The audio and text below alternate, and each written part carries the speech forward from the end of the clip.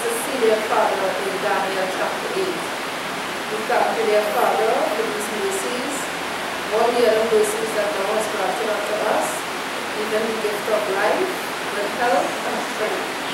These mercies, dear Lord, we ask in Jesus' holy name we pray. Amen. Okay, so we are in Daniel chapter 8. Right? We are in Daniel chapter 8. And what I will do again is that I will go over the chapter of Daniel chapter 8 again first. Right? Because, you know, by repetition, by going things over and over, you get to learn it a little bit more. So by getting a little familiar with the chapter of Daniel chapter 8, you will get to know it a little better. Now, as we said before, the center text of Daniel chapter 8 is Daniel chapter 8 verse 14. Daniel chapter 8 verse 14. And he said unto me, until 2,300 days, then shall the sanctuary be cleansed. That is the center text of the whole book of Daniel. That is the center text of the book of Daniel chapter 8. So, if you ask yourself, what is the high point of Daniel chapter 8? The high point of Daniel chapter 8 is the cleansing of the sanctuary. The cleansing of the sanctuary. Daniel chapter 8 deals with the cleansing of the sanctuary. And Daniel chapter 8 has in it certain high points that Daniel chapter 7 has in it. Like, if you ask yourself, what is the center text of Daniel chapter 7? It is Daniel chapter 7 verse 26. But the judgment shall sit, and they shall take away his dominion. Right? And they shall take away his dominion to consume and to destroy it unto the end. So Daniel chapter 7, the high point is the investigating judgment. Daniel chapter 8, the high point is the cleansing of the sanctuary, which is not different. Right? It is the same. The judgment, the investigative judgment, the cleansing of the sanctuary, which is the same. Right? So, let me just read Daniel chapter 8 again first, so that we will get familiar with Daniel chapter 8.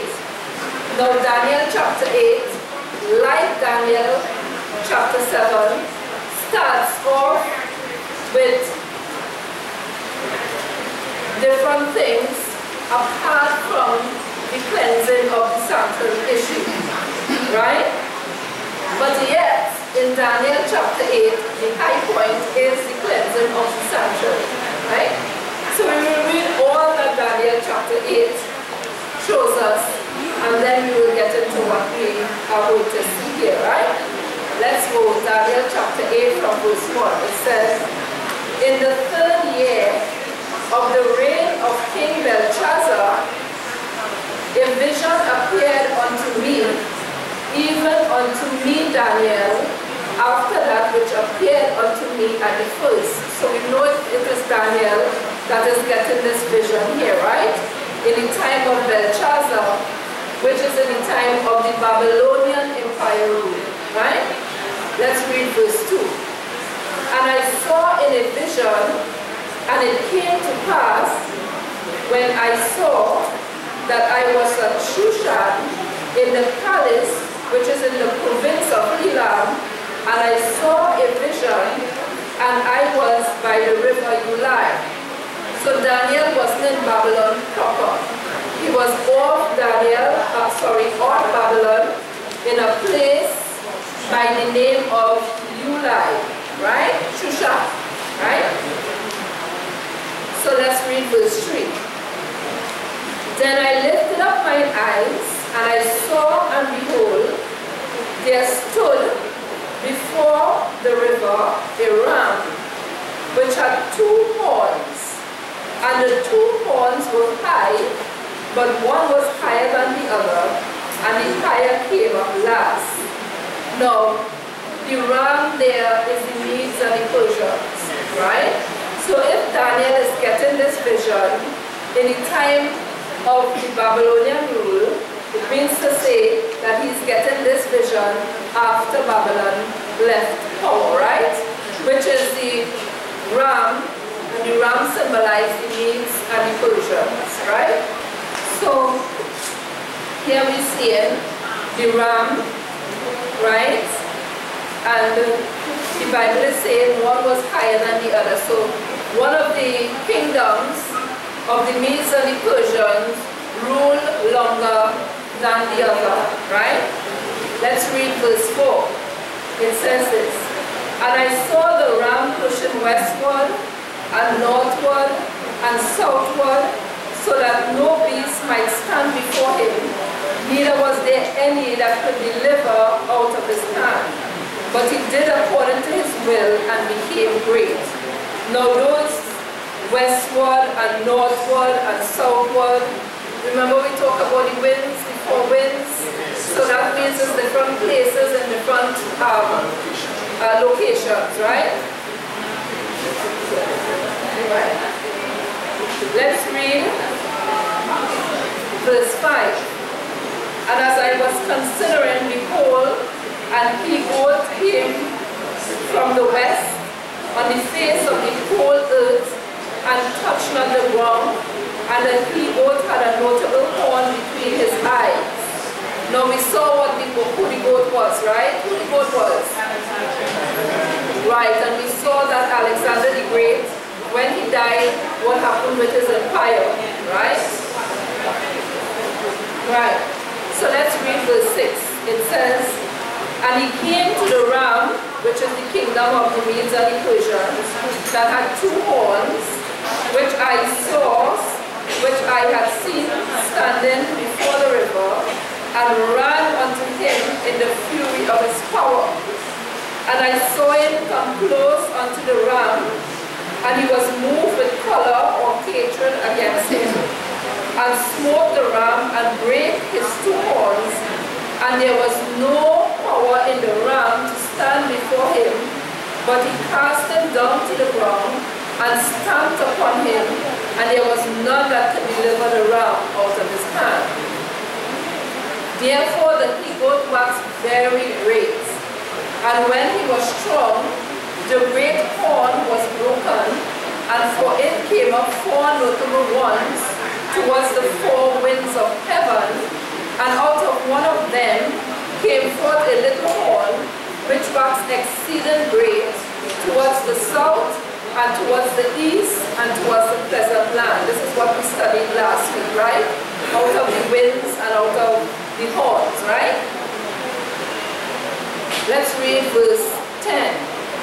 And it waxed great, even towards the host of heaven, and it cast down some of the hosts of the stars to the ground, and it stamped upon them.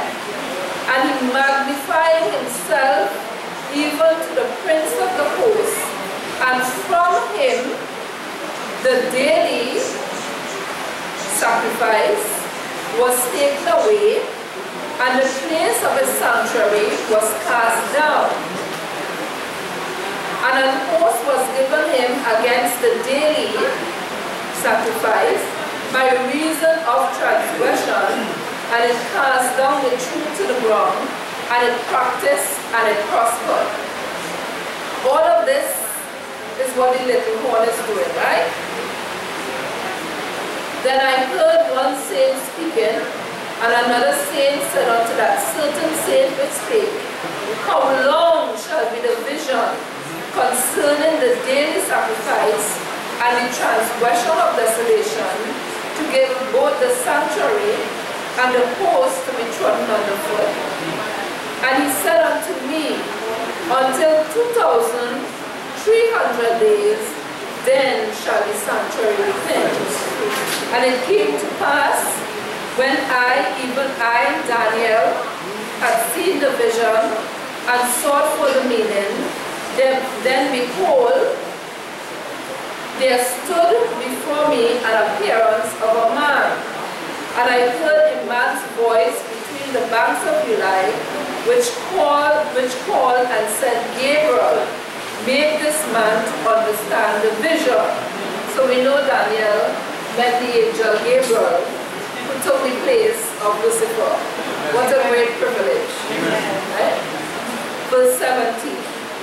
So he came where I stood, and when he came, I was afraid, and fell on my face, and he said unto me, understand, O son of man, for the time of the end shall be the vision.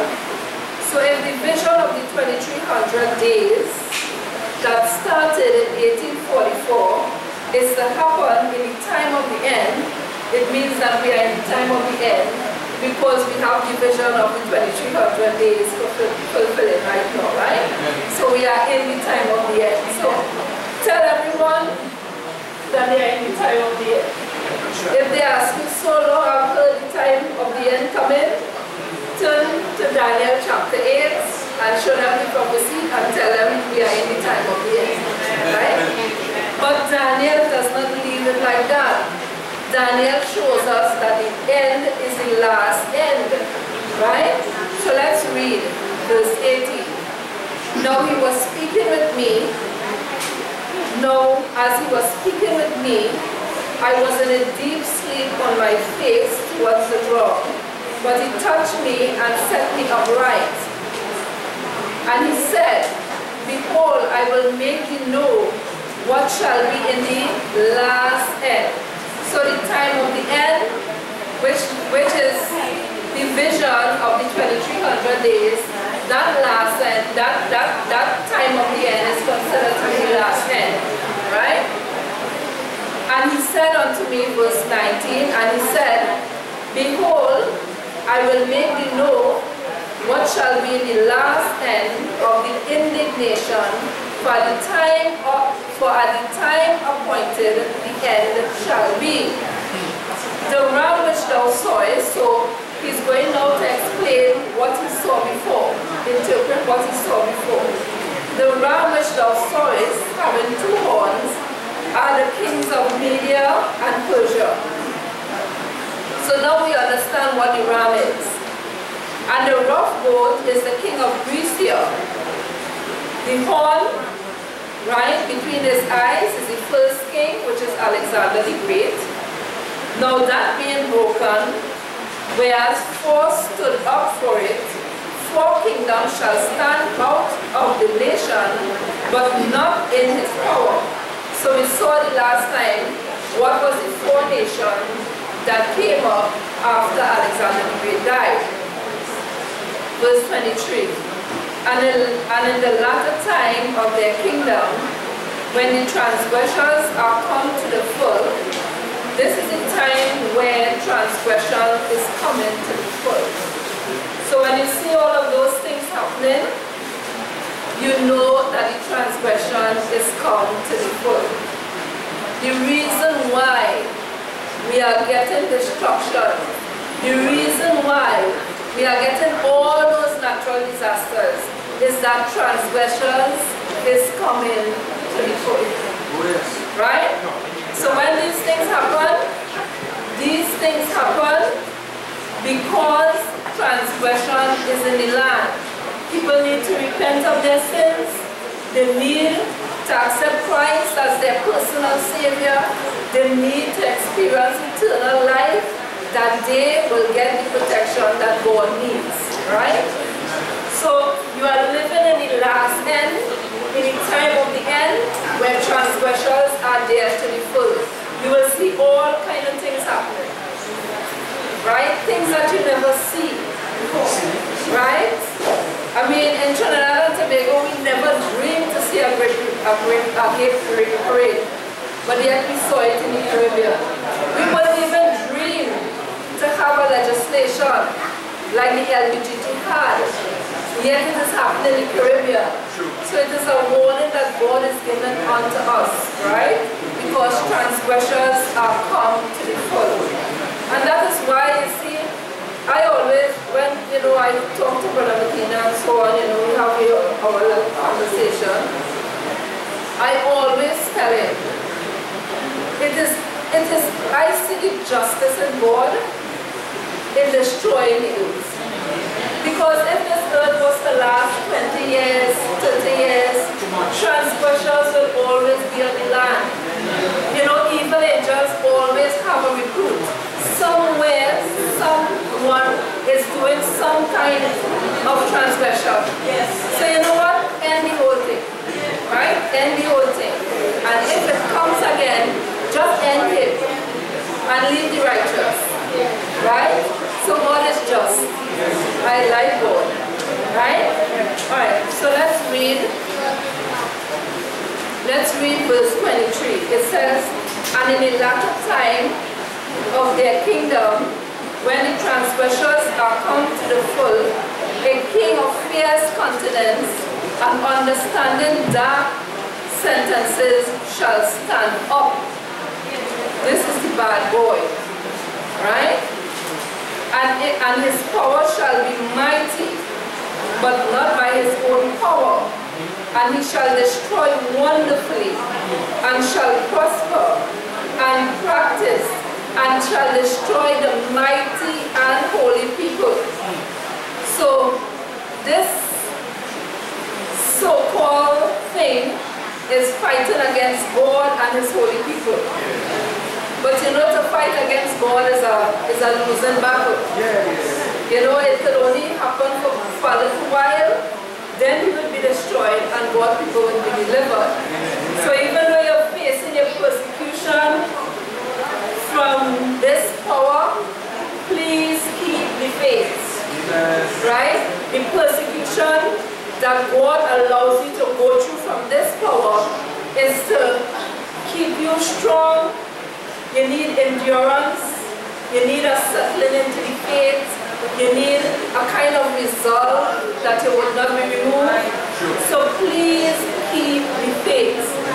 Whenever God allows you to go through your little trials and so on, it's just a test that God is allowing you to face for you to face this power in the end. Right?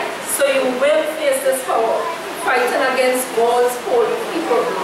So in the end, in the last end, you're not going to meet it easy with this power. Right? You're not going to meet it easy. Persecution is going to come. Right? So let us read verse 25.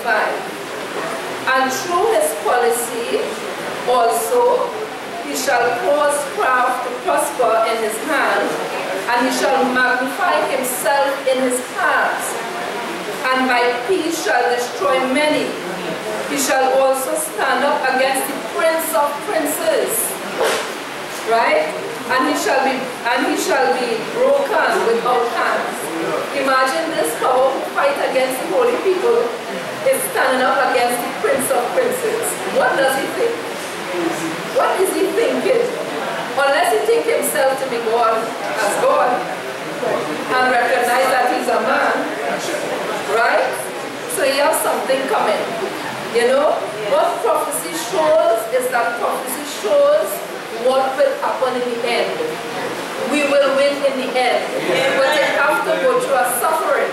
And the suffering sometimes is very hard, but you need to endure it. And when you endure it, God will deliver you. Right? Amen? So Yahweh Gadol, right? Right. Let's read verse 26. It says this. And the vision of the evening and the morning, which was told, is true. Wherefore thou shut up the vision, for it shall be for many days. Now what was the vision that he got? It was the vision of the 2300 days. Right? That will happen in the time of the end. that will happen in the last end. And verse 27 says, "And I, Daniel, fainted and was sick certain days. Afterwards I rose up and did the king's business, and I was astonished at the vision, but none understand it." So Daniel got the vision that you and I understand today, and he didn't understand it. We understand it now. He got the vision, but he didn't understand it then. You see what privilege you have? Right? You have a privilege. Right? So this is Daniel chapter 8.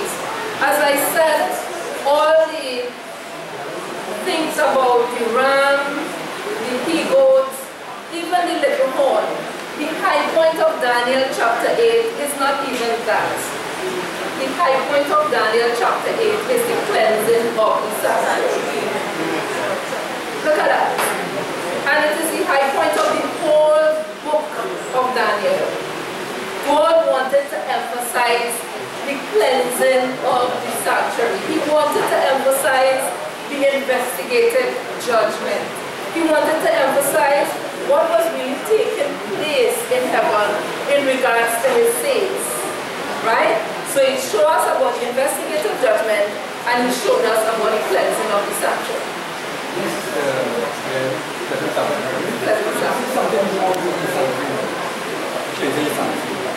Cleansing of the sanctuary.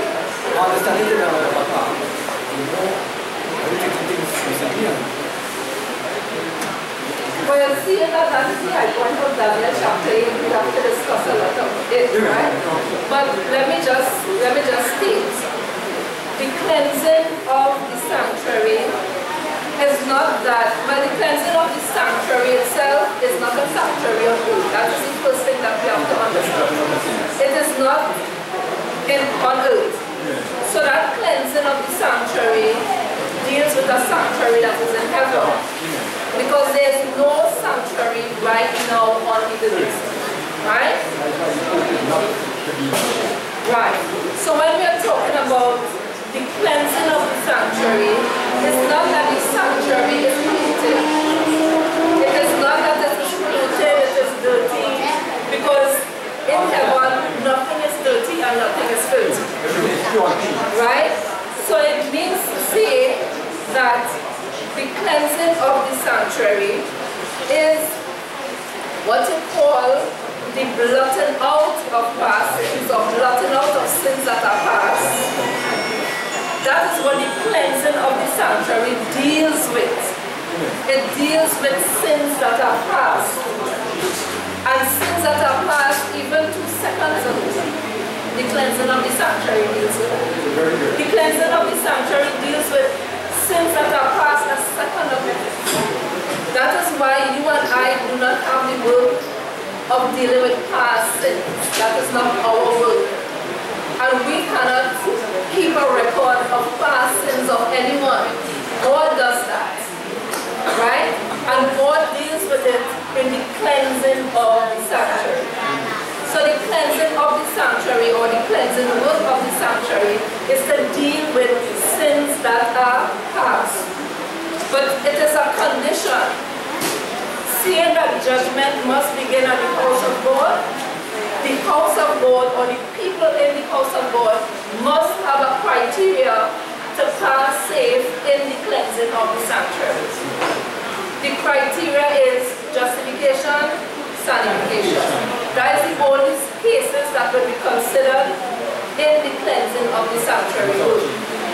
Right? So you will pass safe, or you will make it if you are justified by faith. Right? No unconverted persons are not going to pass safe in the investigative judgment. Right? The criteria is sinfulness. Right? Now, one of the things that we have to consider is that if the sanctuary, the cleansing of the sanctuary is going on, the cleansing work of the sanctuary is going on right now, right? And we need justification by faith. And justification is sinfulness. Right? Let me just say it again. If the cleansing work of the sanctuary is going on right now,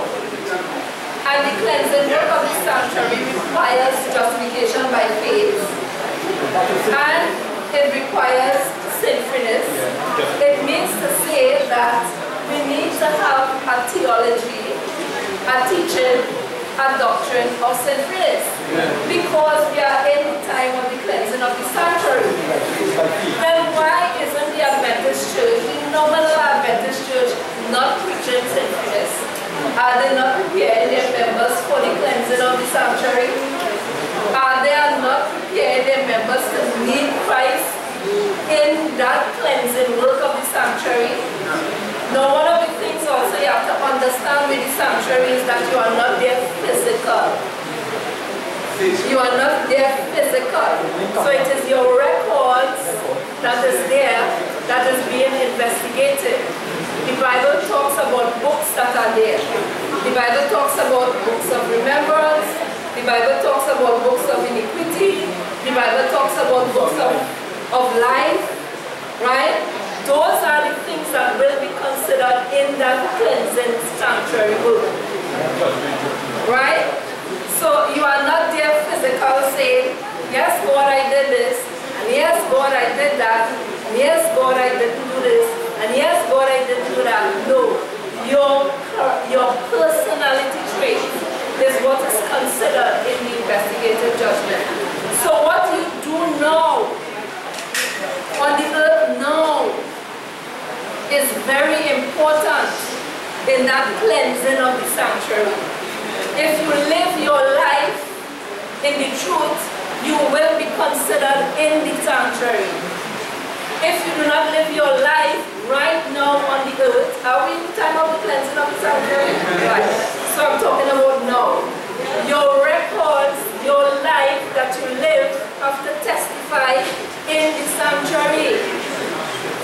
So it means to say your thinking, the thoughts that you think, needs to be right to be considered in the sanctuary. The works that you do need to be right to be considered in the sanctuary. So while you are not there physical in the sanctuary, your records of deeds that you have done is there to testify against you in the sanctuary. And you know what? What else, Brother Terrence? Witnesses are there in the sanctuary. So, there are angels there investigating the books with the Father and the Son. Don't you know that angels are there listening to you? Don't you know that angels are there attending your every work? Don't you know that angel takes records of your needs, records of the works that you do? So they are there to testify. They are there as a faithful witness. And angels in heaven do not lie. Right? Angels in heaven do not lie. So the testimony that they give of you and I before the Father and before the Son, and the books are there, it is there in the books written. It is there to testify against you and I. So, you often hear people say, you only have one life to live. It is true you only have one life to live, but you need to live that sin-free. Because you're not going to die and come back again to reform what you didn't do before. The experience is now and never. When the Bible said the consciousness goes back to God. That is why in funerals mostly, we often say, after death, the judgment. Because after death, your name comes up in the judgment, and you are judged before God. And your records testify if you have been in Christ or not. And when that declaration from the Father happens, never before, you never hear the Father say anything before. You're not hearing the Son say anything before. But you see, after that name is judged, you hear the Father, he that is filthy, let him be filthy still. He that is just, let him be just still. It is the only time you hear the Father physically saying, that person has been eternally lost. That happens in the sanctuary. So we always say that the sanctuary is like a courtroom experience. Once you have been justified on the earth, that justified is not a forever justification. Because man sometimes goes back to their vomit. And the Bible says man will always abide. So, when man have been justified, man in that justification state, sometimes certain things that was taught before conversion, sometimes the thought will come back. Sometimes if you call it and you appreciate it back again, which means that you accept that value back again. You do transgression. And you can repent of your sins, thank God, and you can believe the truth again by the grace of God. And you can stand in the investigative judgment. You can stand before God in the investigative judgment. So when you hear investigative judgment or cleansing of the sanctuary, it's nothing gloomy, you know, and kind of afraid. Remember, you have boldness in Christ Jesus. That is not what the Bible says. You have boldness to stand before the throne of grace. Perfect love casteth out all fear. You see how the text come in? Perfect love casteth out all fear. You stand before God and you stand in His righteousness. You stand with the garments of righteousness. That one of the charts that was showing us. You don't have the filthy garments anymore. So you stand before God and you stand with faith and your names are considered. Your names are considered.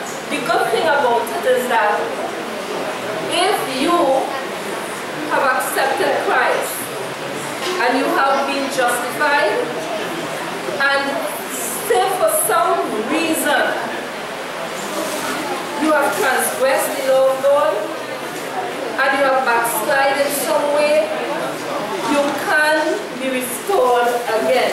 God will just say, you know what, Sister Nell, and blot out her name out of the books. The name is retained there until the cleansing work of the sanctuary begins on His day. The name stays there. The person is out in the world doing all kind of transgression. When his name comes up in the investigative judgment, that is when it is considered. So God doesn't say, you know, he's going out in the world, let me just blot out his name. No, God does not. We don't serve a God like that. We do not serve a God like that.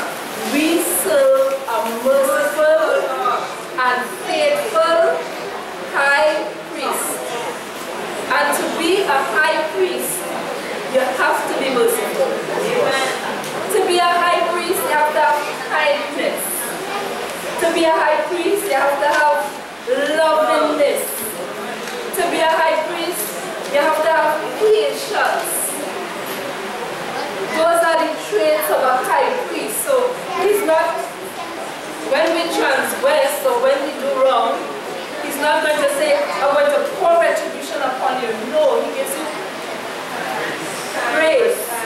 And more than one time, he entreats you and he talks to you.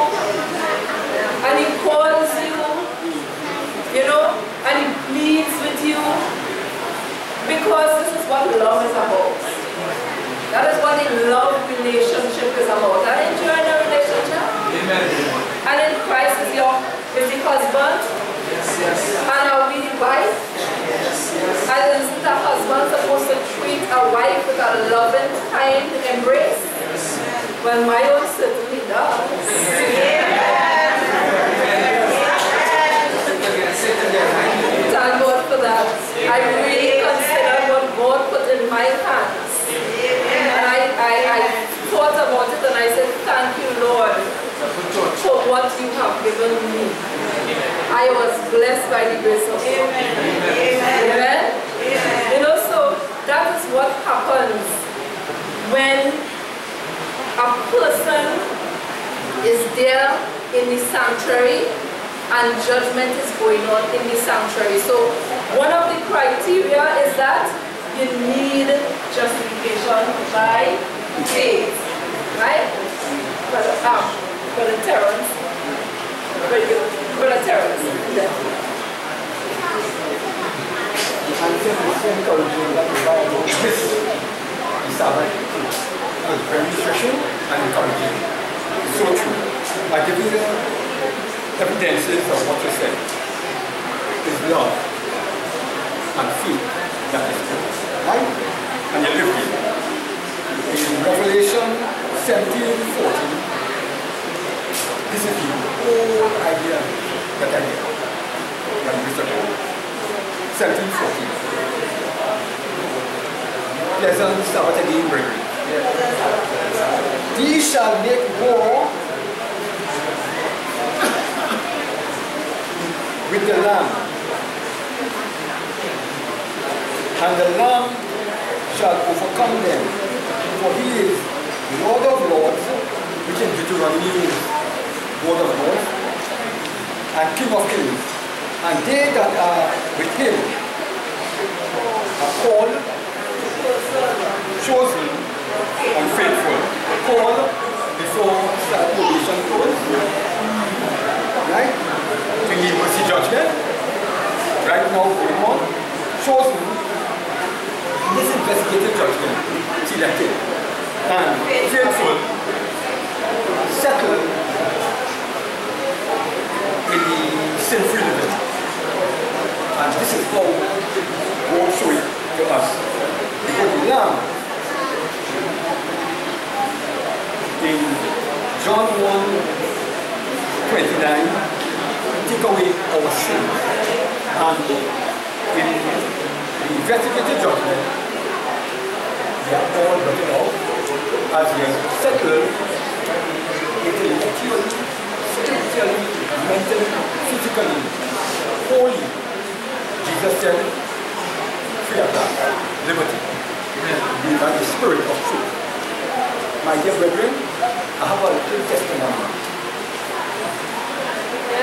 The day will be short. The day of the earthquake, I was before one or two Venezuelans.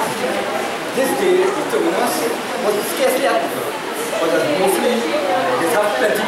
But this day, scarcely had, but more so, 3 or 4, about 3 people, Venezuelans, and about 2 little children with them, and they sitting on the seats, right? We come and see.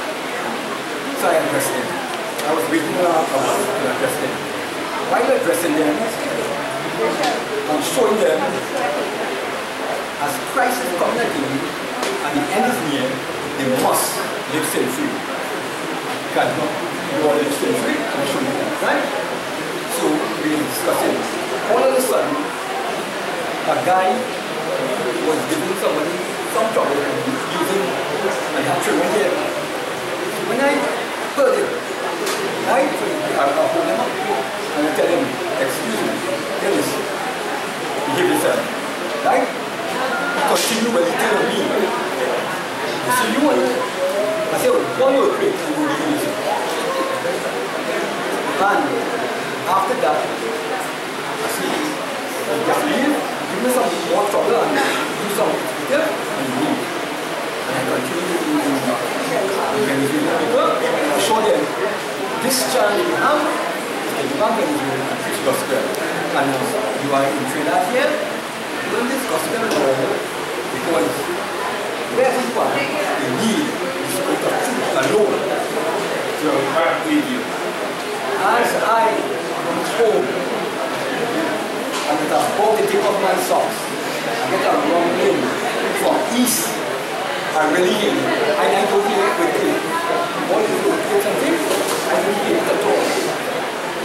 all I did. So I sitting in the mind, I was cool, calm. I didn't think so anymore. But you know in the mind, you know, I said, Father, what is what? When you go downstairs, outside. Right? But the matter of this is this. We study living, Sister Ashwin, everything what we say, one thing will be Matthew 24 will be this is going to be seen. Because outside here, we are going to receive, and we are here in our presence. That must happen. You must deal with it by the result. So it was a lesson, and I'm glad about it because the day after, I went to Rima, clean, everybody even. Right? But you know, you cannot mind. The main thing is this: you have to get to understand that God in charge, and have a time now. This is the time now to be sinful. No joke. It's a life and death matter. And now you must be judgment. If you wake up to know that, oh God, I wonder if you place, you thinking this, you know already. It's now ovation time in this must judgment. And that is why. And now we love it so much because he sent the burden. Oh, that is why I don't want to miss the Sabbath. Anytime you see that Mr. Sabbath, it's usually God's will. In Jesus' name. One of the things that you have to understand with the Terrence tribal trait is Zebulon. He loves doing missionary work. He loves doing missionary work. And with missionary work, he meets a lot of people, and a lot of people does not want the gospel, and he endures a lot outside there to preach the truth. Right? So he's a faithful brother in the truth of Jesus Christ. By the grace of God. Keep it up right on the Terrence. I just wanted to share some of the wonderful points that you are making. I want to say this, but you must really value truth. You must really appreciate truth, because when you go outside here and you meet with people who profess that they have the truth, and you hear what they say, and you match it up with the scripture, you really feel good. Sense of sorrow in your heart to see that these people are believing something that the Bible does not teach, whilst they are using the Bible as the Bible teaches it. So I just want to put three scriptures together to support everything I'm going to say, right? Now I was going to give a quotation, but I will do this. Okay, now I also want to say that if you observe this church, you will observe that we will go over the teaching of justification over and over and over again. Because it is the transformative center of the great plan of atonement. I always tell you when I'm studying, I say if there's one thing, make sure you understand properly is the teaching of justification. If you have to speak to somebody and you may not understand 7 heads and 10 horns and so on, you come to understand that later. But make sure you understand justification. Because many people believe that when God justifies a person, and they quote the scripture, and we look at it, Hebrews chapter,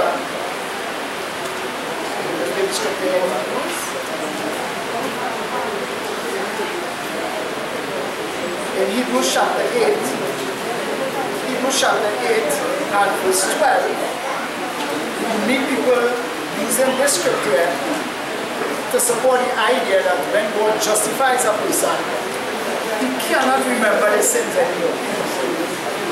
And brethren, since we are to study the Bible carefully, we must make sure that we make a correct division, a right division, as the Bible tells us, right?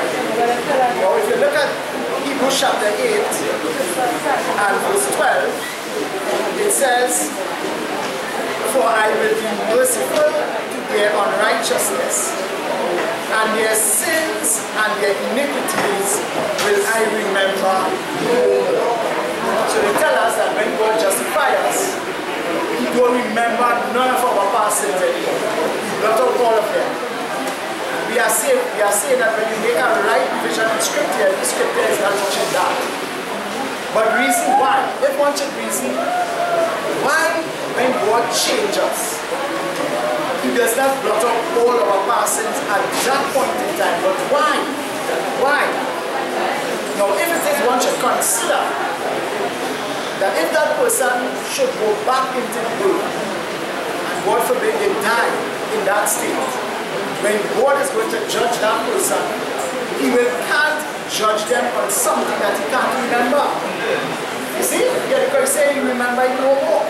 So then if He can't remember it, how would He judge you on that? So the very teaching itself, it attacks the justice of God. It attacks who God is. Because the Bible tells us, in these are two scriptures which we look at, one in the book of Romans and one in the book of Deuteronomy. Deuteronomy chapter 32 and verse 4. Deuteronomy chapter 32 and verse 4.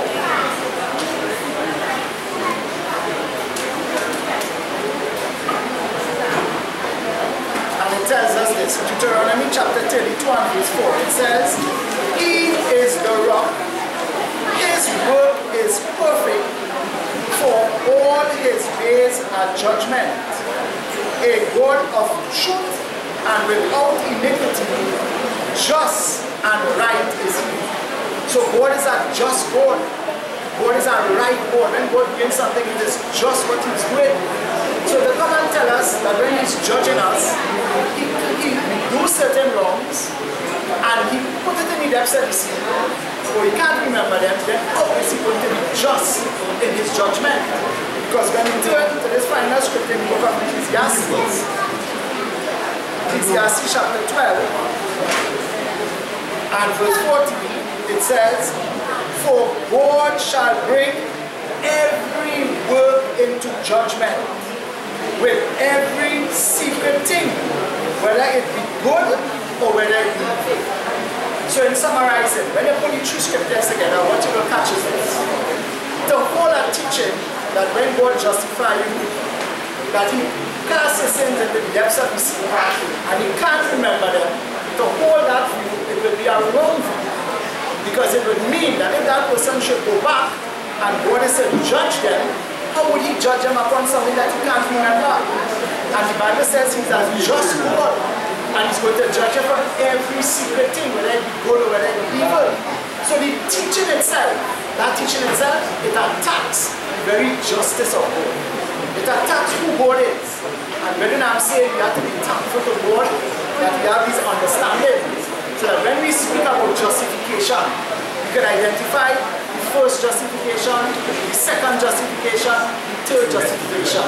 And we can show the first one is transformative, the second one is confirmative based upon works, and the third one is in judgment. And when we go to Romans chapter 3, we see Paul say that. So we are in a safe church. We are in a safe position where we can learn the faith. In other words, when you study it, you see the beauty of it. You see the sense of it. You see how wonderful it is to serve a God like that. And not mixed up and confused. Because when you meet That's why when you call it the truth is Amen. for all your Amen. Amen. Because when you meet people in the world who claim to be Christians, and they claim they have truth like what we met down here, and they believe when God justifies you, He deals with everything, past, present, and even future. And when you try to show them this, they don't see the beauty of it. So we have to thank God for it, by the grace of God, and let us appreciate what we have. Let us make sure we understand it properly, so that when you meet with people, you can help them to see the beauty of the gospel of Christ. Amen? Amen. Amen. So, this is Daniel chapter 8.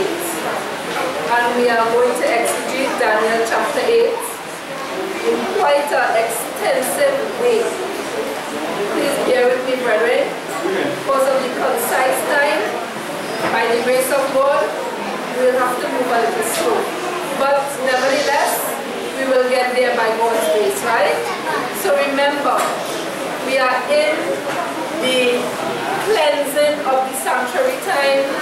We are in the last end. We are in the time of the end.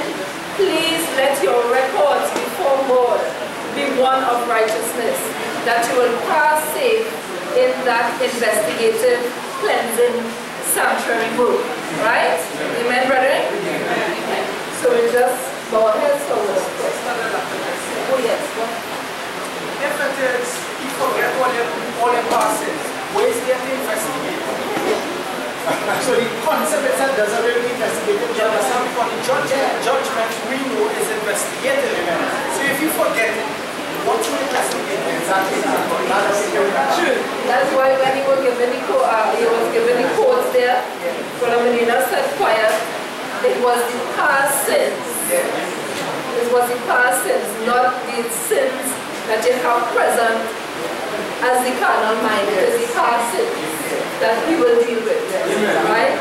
So none of us can hold any records. God holds the records already, right? So by the grace of God, the Son of Man made free is free indeed and in truth. Remember, the only declaration that you are not in the truth and you are lost forever is in that investigative judgment. Right? So, like that affirmation. Right. It is the past sins, not the Amen. Amen. So let's have a word of prayer and close. Most kind and eternal Father in heaven, we do thank you for your love and your mercy that you have shown unto us, dear Father, in showing us what is the cleansing of the sanctuary work that you are doing on behalf of the church. Please help us, dear Father, in this last time of the end, to do the necessary preparations, that we will stand before you in righteousness, that we will get our past sins blotted out by your grace. We thank you, Lord, for this work. We thank you, Lord, for the teaching that you have shown us. We thank you, Lord, for calling us to the truth. We thank you, Lord, for giving us the gift of the doctrine of sinfulness. And please help us to appreciate it by letting sinfulness be a part of our life continually. Have mercy upon us, dear Father, this week as we go through our week. Let the presence of holy angels be with us, and let their witness be, dear Father, that we have abided in you, and we have shown our love to you in keeping your 10 commandments. So please have mercy upon us, dear Father, and help us, dear Father, to do the necessary preparation that we will prepare for this cleansing sanctuary work. We thank you, we love you, and we ask these things in